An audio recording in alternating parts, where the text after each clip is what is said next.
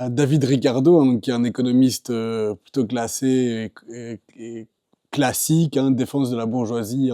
industrielle, le terme de parasite que lui il prend et qui pour qualifier les propriétaires à l'époque les propriétaires fonciers. Donc en fait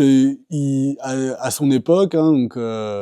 milieu du 19e, enfin, début du 19e, pardon, il y a un débat en Angleterre autour des Corn Laws, qui est une loi pour limiter l'importation du blé américain vers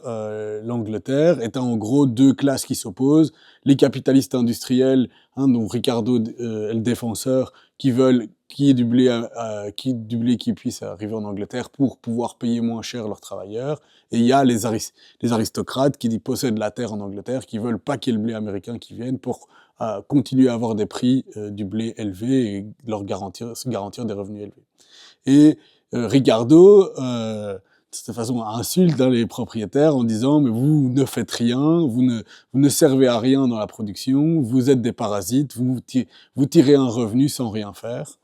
Et c'est une idée qui est même ensuite reprise par Marx, hein, où il reconnaît aux capitalistes, hein, bien que ce soit bien des exploiteurs, qui sont actifs dans la production.